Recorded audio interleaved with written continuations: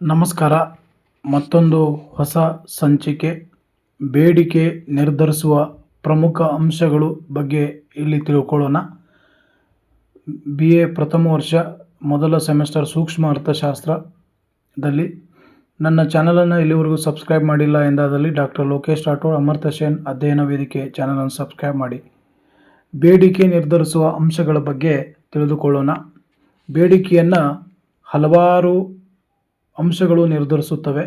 ಅಂದರೆ ಒಂದು ನಿರ್ದಿಷ್ಟ ವಸ್ತುವಿಗೆ ಯಾವ ಮಟ್ಟದ ಬೇಡಿಕೆ ಇರುತ್ತದೆ ಎಂಬುದನ್ನು ಹಲವಾರು ಅಂಶಗಳಿಂದ ಅದು ನಿರ್ಧಾರವಾಗುತ್ತೆ. ಅದರಲ್ಲಿ ಮಾರುಕಟ್ಟೆ ಬೇಡಿಕೆ ಆಗಿರ್ಬೋದು, ಅಥವಾ ವೈಯಕ್ತಿಕ ಬೇಡಿಕೆ ಆಗಿರ್ಬೋದು, ಅಥವಾ ಬೇರೆ ಬೇರೆ ಅಂಶಗಳ ಮೂಲಕ ಬೇಡಿಕೆ ನಿರ್ಧಾರ ಆಗುತ್ತೆ. ಈಗ ವೈಯಕ್ತಿಕ ಬೇಡಿಕೆ ನಿರ್ಧರಿಸುವ ಅಂಶಗಳನ್ನು ತೆಗೆದುಕೊಂಡಾಗ ಅದರಲ್ಲಿ ಮೊದಲನೇದಾಗಿ ವಸ್ತುವಿನ ಬೆಲೆ. ಯಾವುದೇ ವಸ್ತುವಿನ ಬೇಡಿಕೆಯನ್ನು ನಿರ್ಧರಿಸುವಲ್ಲಿ ಪ್ರಮುಖ ಪಾತ್ರವನ್ನು ನಿರ್ವಹಿಸುವುದು ಬೆಲೆ ಪ್ರಧಾನ. ಅಂದರೆ ಬೆಲೆಗಳ ಆಧಾರದ ಮೇಲೆ ಬೇಡಿಕೆ ನಿರ್ಧಾರ ಆಗುತ್ತೆ. ಸಾಮಾನ್ಯವಾಗಿ ಹೆಚ್ಚಿನ ಬೆಲೆಗಿಂತ ಕಡಿಮೆ ಬೆಲೆಯಲ್ಲಿ ಅಧಿಕ ಪ್ರಮಾಣದ ಸರಕುಗಳನ್ನು ಕೊಂಡ್ಕೊಳ್ತಾರೆ. ಒಂದು ವೇಳೆ ಬೆಲೆ ಅಧಿಕವಾಗಿದ್ದರೆ ಅನುಭೋಗಿಗಳು ಕಡಿಮೆ ಪ್ರಮಾಣದ ಸರಕುಗಳನ್ನು ಕೊಂಡ್ಕೊಳ್ತಾರೆ ಅನ್ನೋದನ್ನು ನಾವಿಲ್ಲಿ ಗಮನಿಸಬೇಕಾಗ್ತದೆ. ಅದೇ ರೀತಿ ಅನುಭೋಗಿಯ ಆದಾಯವು ಸಹ ಬೇಡಿಕೆಯನ್ನು ನಿರ್ಧಾರ ಮಾಡುತ್ತೆ. ಅನುಭೋಗಿಯ ಆದಾಯ ಅಧಿಕ ಪ್ರಮಾಣದಲ್ಲಿದ್ದಾಗ ಅಧಿಕ ಆದಾಯದ ಜನರು ಸಾಮಾನ್ಯವಾಗಿ ಅಧಿಕ ಪ್ರಮಾಣದ ಸರಕುಗಳನ್ನು ಕೊಂಡ್ಕೊಳ್ತಾರೆ. ಅನುಭೋಗಿಯ ಆದಾಯ ಕಡಿಮೆ ಪ್ರಮಾಣದಲ್ಲಿದ್ದರೆ ಅನುಭೋಗಿಗಳು ಕಡಿಮೆ ಪ್ರಮಾಣದ ಸರಕುಗಳನ್ನು ಕೊಂಡುಕೊಳ್ಳಲಿಕ್ಕೆ ಮುಂದಾಗ್ತಾರೆ. ಹಾಗಾಗಿ ಇವೆರಡು ಬೇಡಿಕೆಯನ್ನು ನಿರ್ಧಾರ ಮಾಡ್ತವೆ. ಅದೇ ರೀತಿ ಮೂರನೇ ಅಂಶ ಆಯ್ಕೆ ಮತ್ತು ಅಭಿರುಚಿಗಳು. ಸರಕುಗಳ ಬೇಡಿಕೆ ಅನುಭೋಗಿಯ ಆಯ್ಕೆ, ಅಭಿರುಚಿ ಮತ್ತು ಹವ್ಯಾಸಗಳನ್ನು ಅವಲಂಬಿಸಿರುತ್ತದೆ. ಕಾಫಿ, ಟೀ, ತಂಬಾಕು, ಅಡಿಕೆ ಮುಂತಾದ ವಸ್ತುಗಳ ಬೇಡಿಕೆ ಜನರ ಹವ್ಯಾಸವನ್ನು ಅವಲಂಬಿಸಿರುತ್ತೆ. ಅದೇ ರೀತಿ ಒಂದು ನಿರ್ದಿಷ್ಟ ಬಗೆಯ ಸರಕುಗಳ ಬೇಡಿಕೆ ಸಹ ಜನರ ಆಯ್ಕೆ ಮತ್ತು ಅಭಿರುಚಿಗಳನ್ನು ಅವಲಂಬಿಸಿರುತ್ತದೆ. ಯಾವುದೇ ಒಂದು ವಸ್ತುವನ್ನು ತೆಗೆದುಕೊಳ್ಳೋಣ, ಅನುಭೋಗಿಗಳ ಆಯ್ಕೆ ಮತ್ತು ಅಭಿರುಚಿಗಳ ಆಧಾರದ ಮೇಲೆ ಬೇಡಿಕೆ ನಿರ್ಧಾರ ಆಗುತ್ತೆ. ಅದೇ ರೀತಿಯಾಗಿ ಇತರೆ ವಸ್ತುಗಳ ಸಾಪೇಕ್ಷ ಬೆಲೆಗಳು. ಬದಲಿ ವಸ್ತುಗಳು ಮತ್ತು ಪೂರಕ ವಸ್ತುಗಳ ಬೆಲೆಗಳು ಸಹ ವೈಯಕ್ತಿಕ ಬೇಡಿಕೆ ಮೇಲೆ ಪ್ರಭಾವ ಬೀರುತ್ತವೆ.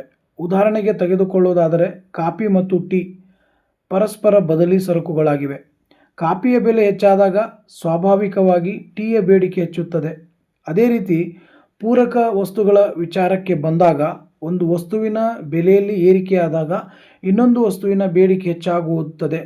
ಹಾಗಾಗಿ ಇತರ ವಸ್ತುಗಳ ಸಾಪೇಕ್ಷ ಬೆಲೆಗಳಲ್ಲಿ ವ್ಯತ್ಯಾಸಗಳಾದಾಗ ಇಲ್ಲಿ ಅವುಗಳ ಮೂಲಕ ಬೇಡಿಕೆ ನಿರ್ಧಾರ ಆಗುತ್ತೆ. ಉದಾಹರಣೆ ತೆಗೆದುಕೊಳ್ಳುವುದಾದರೆ ಸಾಮಾನ್ಯವಾಗಿ ಮಾರುಕಟ್ಟೆಯಲ್ಲಿ ಸಕ್ಕರೆಯ ಬೆಲೆ ಏರಿಕೆಯಾದಾಗ ಬೆಲ್ಲದ ಬೇಡಿಕೆ ಅಧಿಕವಾಗುತ್ತದೆ ಅನ್ನೋದನ್ನು ಗಮನಿಸಬಹುದು.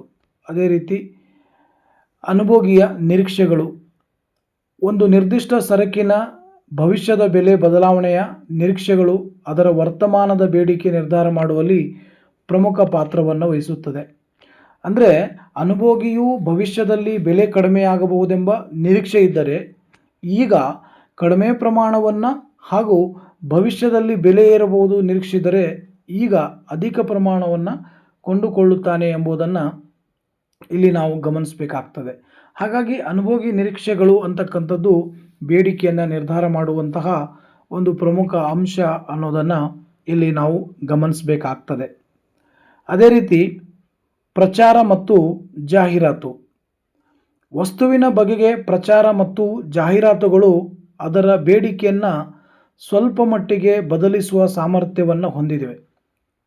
ಆಧುನಿಕ ಯುಗದಲ್ಲಿ ಬೇಡಿಕೆ ಮಟ್ಟದ ನಿರ್ಧಾರದಲ್ಲಿ ಜಾಹೀರಾತುಗಳು ಪ್ರಧಾನವಾದ ಪಾತ್ರವನ್ನು ವಹಿಸುತ್ತವೆ. ಯಾವುದೇ ಒಬ್ಬ ಅನುಭೋಗಿಯು ಒಂದು ಸರಕುಗಳನ್ನು ಕೊಂಡುಕೊಳ್ಳುವುದು ಅವುಗಳ ಪ್ರಚಾರ ಮತ್ತು ಜಾಹೀರಾತು. ಉದ್ಯಮಗಳು ಪ್ರಚಾರ ಮತ್ತು ಜಾಹೀರಾತುಗಳ ಆಧಾರದ ಮೇಲೆ ತಮ್ಮ ಬೇಡಿಕೆಯನ್ನು ನಿರ್ಧಾರ ಮಾಡುತ್ತವೆ ಅನ್ನೋದನ್ನು ಇಲ್ಲಿ ನಾವು ಗಮನಿಸಬೇಕಾಗ್ತದೆ. ಅದೇ ರೀತಿಯಾಗಿ ಭವಿಷ್ಯದ ನಿರೀಕ್ಷೆಗಳು. ಜನಸಮುದಾಯವು ಭವಿಷ್ಯದಲ್ಲಿ ನಿರೀಕ್ಷೆ ಮಾಡುವ ಬೆಲೆ ಬದಲಾವಣೆಗಳು ಮಾರುಕಟ್ಟೆ ಬೇಡಿಕೆ ನಿರ್ಧರಿಸುವಲ್ಲಿ ನಿರ್ಣಾಯಕ ಪಾತ್ರವನ್ನು ವಹಿಸುತ್ತವೆ.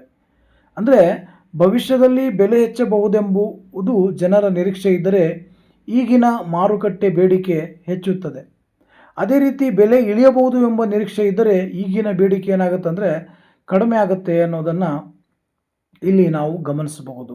ಹಾಗಾಗಿ ಭವಿಷ್ಯದ ನಿರೀಕ್ಷೆಗಳು ಅಂತಕ್ಕಂಥದ್ದು ಕೂಡ ಬೇಡಿಕೆಯನ್ನು ನಿರ್ಧಾರ ಮಾಡುವಲ್ಲಿ ಪ್ರಮುಖವಾದ ಪಾತ್ರವನ್ನು ನಿರ್ವಹಿಸ್ತದೆ. ಅದೇ ರೀತಿಯಾಗಿ ತೆರಿಗೆಗಳು ಕೂಡ ಬೇಡಿಕೆಯನ್ನು ನಿರ್ಧಾರ ಮಾಡುವಲ್ಲಿ ಪ್ರಮುಖ ಪಾತ್ರವನ್ನು ವಹಿಸುತ್ತವೆ. ತೆರಿಗೆಯ ಸಂಯೋಜನೆ ಮತ್ತು ತೆರಿಗೆಯ ದರಗಳು ಮಾರುಕಟ್ಟೆಯ ಬೇಡಿಕೆ ಮೇಲೆ ಸಾಕಷ್ಟು ಪ್ರಭಾವವನ್ನು ಬೀರುತ್ತವೆ. ಅತ್ಯಧಿಕ ತೆರಿಗೆ ದರ ಎಂದರೆ ಬೇಡಿಕೆ ಕುಸಿತ ಎಂದರ್ಥ. ಪರೋಕ್ಷ ತೆರಿಗೆಗಳು ಸರಕುಗಳ ಬೇಡಿಕೆಯನ್ನು ನಿರ್ಧಾರ ಮಾಡುವಲ್ಲಿ ಪ್ರಮುಖ ಪಾತ್ರವನ್ನು ನಿರ್ವಹಣೆ ಮಾಡುತ್ತವೆ ಅನ್ನೋದನ್ನು ನಾವು ಗಮನಿಸಬೇಕಾಗತ್ತೆ. ಯಾವುದೋ ಒಂದು ವಸ್ತುವಿನ ಮೇಲೆ ಅಧಿಕ ಪ್ರಮಾಣದ ತೆರಿಗೆಯನ್ನು ವಿಧಿಸಿದಾಗ ಅನುಭೋಗಿಗಳು ಅವುಗಳನ್ನು ಕಡಿಮೆ ಪ್ರಮಾಣದಲ್ಲಿ ಕೊಂಡ್ಕೊಳ್ತಾರೆ. ಅದೇ ವಸ್ತುವಿನಲ್ಲಿ ಕಡಿಮೆ ಪ್ರಮಾಣದ ತೆರಿಗೆಯನ್ನು ವಿಧಿಸಿದರೆ ಅವುಗಳನ್ನು ಅಧಿಕ ಪ್ರಮಾಣದಲ್ಲಿ ಕೊಂಡ್ಕೊಳ್ತಾರೆ. ಅದೇ ರೀತಿ ಸಂಶೋಧನೆ ಮತ್ತು ಆವಿಷ್ಕಾರ ಇವುಗಳು ಕೂಡ ಬೇಡಿಕೆಯನ್ನು ನಿರ್ಧಾರ ಮಾಡ್ತವೆ. ಅಂದರೆ ಉತ್ಪಾದನಾ ಕ್ಷೇತ್ರದಲ್ಲಿನ ಸಂಶೋಧನೆಗಳು ಮತ್ತು ಆವಿಷ್ಕಾರಗಳು ಬೇಡಿಕೆಯನ್ನು ನಿರ್ಧಾರ ಮಾಡುವಲ್ಲಿ ಪ್ರಮುಖ ಪಾತ್ರ ವಹಿಸುತ್ತವೆ. ಅಂದರೆ ಹೊಸ ಸರಕುಗಳ ಆವಿಷ್ಕಾರ ಹಳೆ ಸರಕುಗಳ ಬೇಡಿಕೆಯನ್ನು ಕುಗ್ಗಿಸುವ ಸಂಭವ ಇರುತ್ತೆ. ಅಂದರೆ ಮಾರುಕಟ್ಟೆಯಲ್ಲಿ ಆವಿಷ್ಕಾರಗೊಂಡಿರ್ತಕ್ಕಂಥ ಯಾವುದೇ ಹೊಸ ವಸ್ತು ಮಾರುಕಟ್ಟೆಗೆ ಪ್ರವೇಶ ಆದ ತಕ್ಷಣ ಹಳೆ ವಸ್ತುವಿನ ಬದಲಾಗಿ ಹೊಸ ವಸ್ತುವನ್ನು ಅನುಭೋಗಿಗಳು ಖರೀದಿ ಮಾಡ್ತಾರೆ. ಹಾಗಾಗಿ ಸಂಶೋಧನೆ ಮತ್ತು ಆವಿಷ್ಕಾರಗಳು ಬೇಡಿಕೆ ನಿರ್ಧಾರ ಆಗ್ತದೆ. ಹವಾಮಾನ ನೋಡಿ, ಹವಾಮಾನದಲ್ಲಿ ಬದಲಾವಣೆ ಆಗೋದ್ರಿಂದ ಬೇಡಿಕೆ ನಿರ್ಧಾರ ಆಗುತ್ತೆ. ಹೌದು, ಮಾರುಕಟ್ಟೆ ಬೇಡಿಕೆ ನಿರ್ಧಾರದಲ್ಲಿ ಹವಾಮಾನಕ್ಕೆ ಪ್ರಮುಖ ಸ್ಥಾನ ಇದೆ. ಏಕೆಂದರೆ ಹಲವು ಸರಕುಗಳ ಬೇಡಿಕೆ ಹವಾಮಾನದ ಅಂಶಗಳಿಂದ ನಿರ್ಧರಿಸಲ್ಪಡುತ್ತೆ.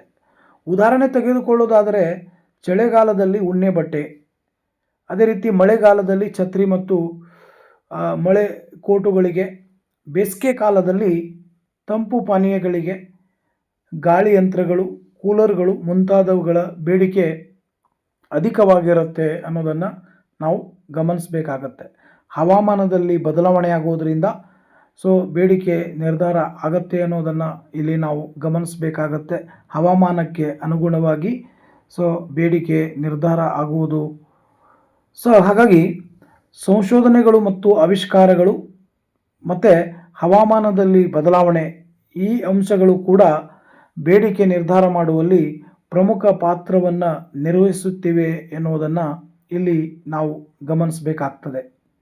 ಹಾಗಾಗಿ ಬೇಡಿಕೆ ನಿರ್ಧಾರ ಮಾಡುವಂತಹ ಹಲವಾರು ರೀತಿಯ ಅಂಶಗಳಲ್ಲಿ ಈ ಎರಡು ಅಂಶಗಳು ಕೂಡ ಪ್ರಮುಖವಾದ ಪಾತ್ರವನ್ನು ನಿರ್ವಹಣೆ ಮಾಡುತ್ತಿವೆ ಎನ್ನುವುದನ್ನು ನಾವು ಗಮನಿಸಬೇಕಾಗ್ತದೆ.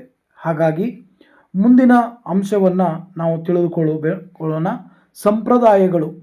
ಕೆಲವು ಸರಕುಗಳ ಮಾರುಕಟ್ಟೆ ಬೇಡಿಕೆಯು ಜನಸಮುದಾಯದ ಸಂಪ್ರದಾಯಗಳು, ಆಚಾರ ವಿಚಾರಗಳು, ಹಬ್ಬ ಹರಿದಿನಗಳು ಮುಂತಾದ ಅಂಶಗಳಿಂದ ಏನಾಗುತ್ತಂದರೆ ನಿರ್ಧಾರ ಆಗುತ್ತೆ.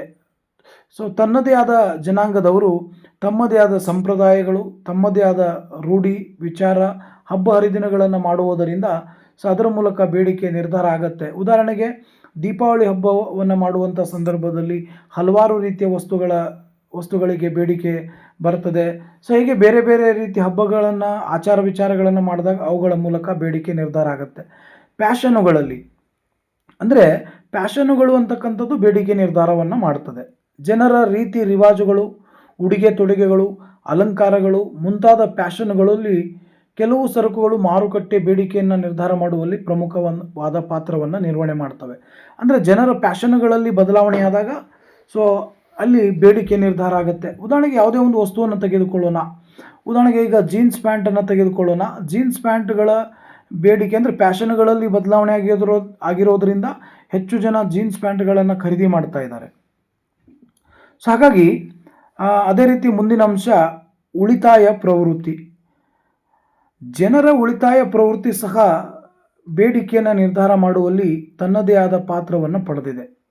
ಜನರು ಹೆಚ್ಚು ಉಳಿತಾಯ ಮಾಡುವ ಪ್ರವೃತ್ತಿ ಬೆಳೆಸಿಕೊಂಡಾಗ ಸರಕುಗಳ ಬೇಡಿಕೆ ಸ್ವಾಭಾವಿಕವಾಗಿ ಕಡಿಮೆ ಇರುತ್ತೆ.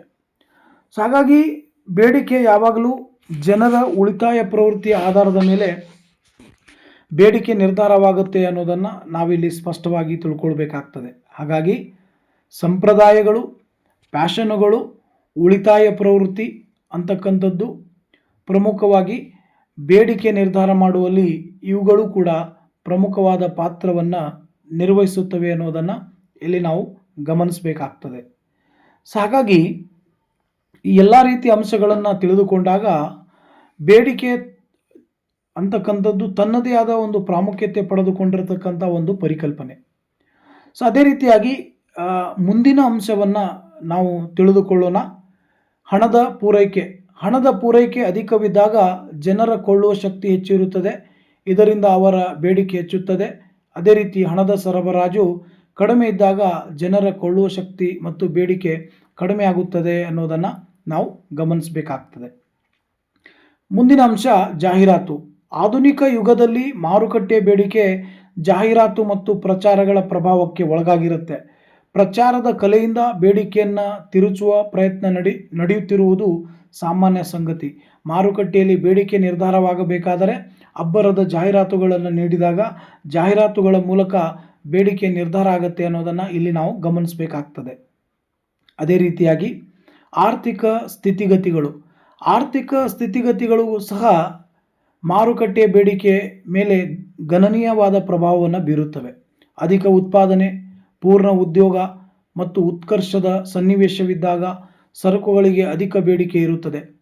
ಆರ್ಥಿಕ ಮುಗ್ಗಟ್ಟಿನ ಸಮಯದಲ್ಲಿ ಬೇಡಿಕೆ ಕೆಳಮಟ್ಟದಲ್ಲಿರುತ್ತದೆ. ಹಾಗಾಗಿ ಬೇಡಿಕೆ ನಿರ್ಧಾರ ಮಾಡುವಂತಹ ಹಲವಾರು ರೀತಿಯ ಅಂಶಗಳನ್ನು ತೆಗೆದುಕೊಂಡಾಗ ಇವುಗಳ ಜೊತೆಗೆ ಜನಸಂಖ್ಯೆಯು ಕೂಡ ಬೇಡಿಕೆಯನ್ನು ನಿರ್ಧಾರ ಮಾಡುತ್ತೆ. ಜನಸಂಖ್ಯೆ ಅಧಿಕವಾದಾಗ ಕೊಳ್ಳುವವರ ಪ್ರಮಾಣ ಹೆಚ್ಚಾಗ್ತದೆ. ಜನಸಂಖ್ಯೆ ಕಡಿಮೆ ಪ್ರಮಾಣದಲ್ಲಿದ್ದಾಗ ಕೊಳ್ಳುವವರ ಪ್ರಮಾಣ ಏನಾಗುತ್ತೆ ಅಂದರೆ ಕಡಿಮೆ ಆಗ್ತದೆ. ಹಾಗಾಗಿ ಜನಸಂಖ್ಯೆಯು ಕೂಡ ಬೇಡಿಕೆಯನ್ನು ನಿರ್ಧಾರ ಮಾಡಲಾಗುತ್ತೆ. ಒಟ್ಟಾರೆಯಾಗಿ ನೋಡಿದಾಗ ಬೇಡಿಕೆ ನಿರ್ಧಾರ ಮಾಡುವಂಥ ಅಂಶಗಳು ತಮ್ಮದೇ ಆದ ಪ್ರಾಮುಖ್ಯತೆಯನ್ನು ಪಡೆದುಕೊಂಡು ಬದಲಾವಣೆಗಳು ಉಂಟಾದಾಗ ಸಾಮಾನ್ಯವಾಗಿ ಬೇಡಿಕೆ ಸ್ವರೂಪ ಪರಿಣಾಮಕ್ಕೊಳಪಟ್ಟು ಇಡೀ ಮಾರುಕಟ್ಟೆಯ ಬೇಡಿಕೆಗಳಲ್ಲಿ ಹಲವಾರು ರೀತಿಯ ಬದಲಾವಣೆಗಳಾಗುವುದನ್ನು ನಾವಿಲ್ಲಿ ತಿಳಿಯಬಹುದು. ಸೊ ಇಲ್ಲಿವರೆಗೂ ನನ್ನ ಈ ಒಂದು ಮಾಹಿತಿ ಇಷ್ಟವಾಗಿದ್ದರೆ ಇದಕ್ಕೆ ಕಮೆಂಟ್ ಮಾಡಿ, ಲೈಕ್ ಮಾಡಿ. ಧನ್ಯವಾದ.